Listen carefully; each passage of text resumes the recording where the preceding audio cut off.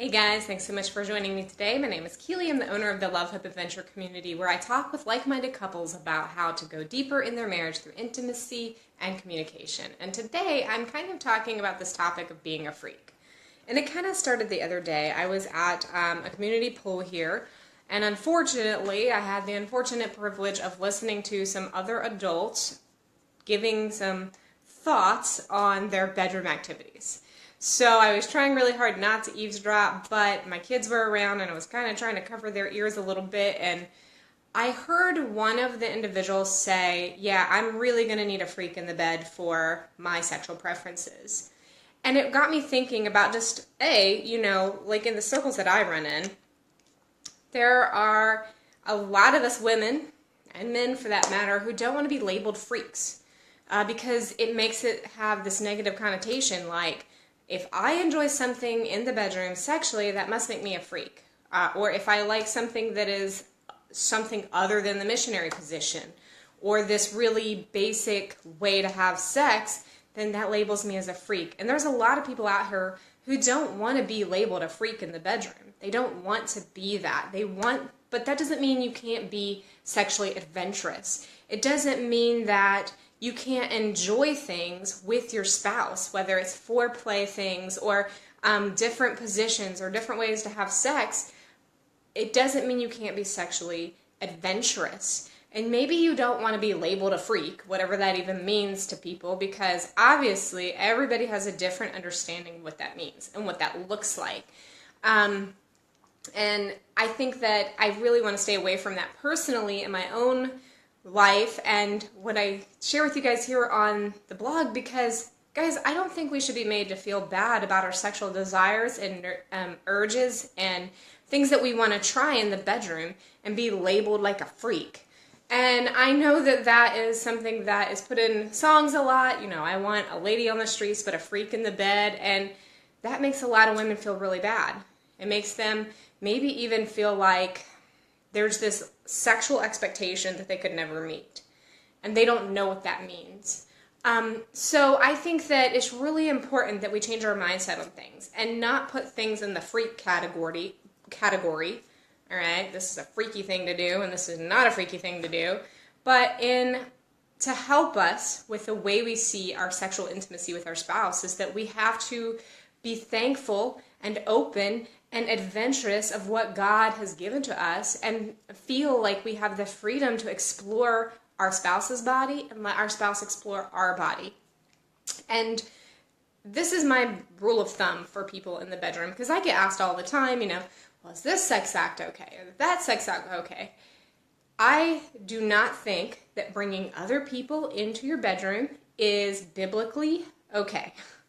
When we are introducing porn and third parties and even like erotica and things like that, when you're introducing other people into the mix and you are lusting after other people, I think that, we can see the scripture tells us not to do that. But when it comes down to what you and your spouse are doing together and focusing on one another, you have to do the things that you both have a clear conscience to do. And there might be some things that one of you just feels really grossed out by and brings a lot of negativity onto you, or maybe something that causes you to have, past feelings come up. Maybe you've experienced abuse, or maybe you have been very promiscuous, and so it just brings up a lot of shame for you for whatever the reason. Or maybe you grew up being taught XYZ is not okay. I get this all the time about oral sex. All the time. People will say to me, is it really okay? Because I was always taught that wasn't okay, or that was only just for a husband, or that was only for this thing or that thing, or whatever. So I encourage you to avoid things that make you feel bad sexually, like negative feelings, but that you really challenge your mindset and break down through some of those barriers, because you could very well be keeping yourself from an adventurous sex life because you're just so worried that you're going to be labeled a freak, or you're going to be, put down by your spouse in some way, or looked at crazy in some way with your spouse. And guys, if you want to explore something sexually with your spouse, the best time for you to talk about it is when you're not getting ready to have sex. Set aside time. If you're like, I really would love to try oral sex, and this is something I want to do. Don't get into the middle of a sexual situation with your spouse and be like, hey, let's try oral sex. I know we've never done this and you've always had hang-ups about it, but let's do it now. No, those conversations have to be occurring ahead of time so that you're both mentally prepared for whatever it is that the other person wants to try. And I want to encourage you to allow yourself to have that freedom to explore your spouse sexually in the way that God intended it. And God created sex for marriage. He created that intimacy for you so that you can enjoy one another's company. You and your spouse can enjoy each other's company, give you something that is bonding emotionally and spiritually and physically, because when you are having sex with your spouse, it is a physical representation of what God did on your wedding day by uniting two people, and it says the two will become one. And God did that for you, and here's the physical representation of what God did for you. And it is an act of worship to be sexually active with your spouse and remembering that. So I just encourage you to kind of break down some of those barriers. And if you've put a specific sex act with your spouse that doesn't involve third parties into the freak category and you don't want to be a freak, I really encourage you to work through that in your own mind and really have those conversations. And this is definitely important if your spouse is really interested in trying something with you. And it's okay to say, no, I can't, I'm not there yet. It's okay to do that. It's okay to try it and go, this was not for me. I don't want to try it again. But I do encourage you to really work through it as a couple, because you might be surprised. Something that you have an aversion to right now, you may grow to absolutely love. And I have been asked this before, well, why would I even bother with something that grosses me out, doesn't seem like it would be very fun for me, or I've tried it and it's not been fun? Let me just explain something to you.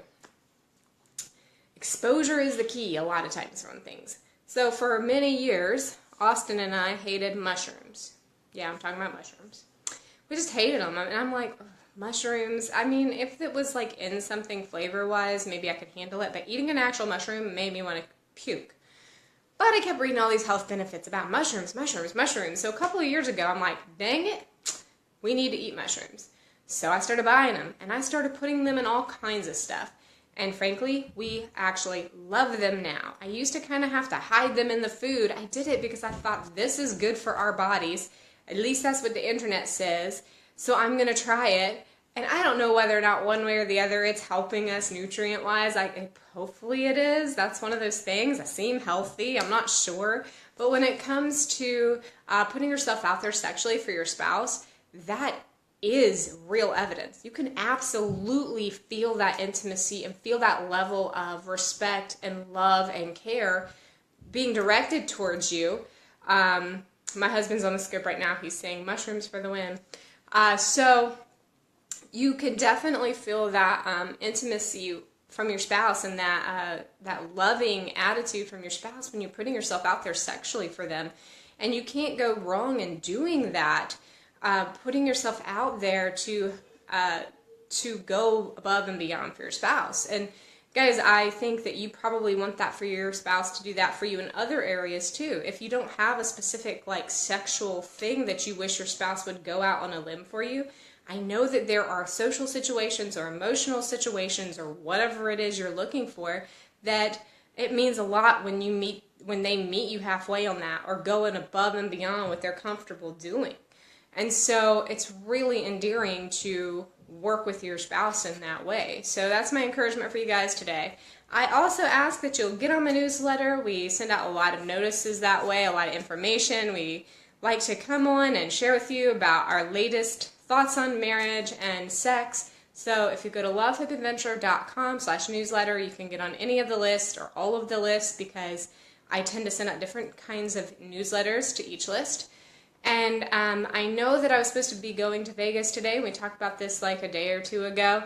So if you joined us those days, just letting you know that trip's been postponed for me, but Austin and I are still working on the community, and I've been getting some stuff back from the people who are helping us put some things together. So hopefully there's some momentum going, and I'll be so excited to share with you that community here in the coming week or two. Hopefully, I don't know how long it's going to take for us to get it all together, but I'll keep you updated about that. And the best way to stay up to date about our new community is to go to lovehopeadventure.com/newsletter and sign up, because I'm going to tell everybody about it then. Thanks for joining me today, and I look forward to chatting with you soon. I hope you'll have a wonderful, what's today, Tuesday? A wonderful Tuesday afternoon.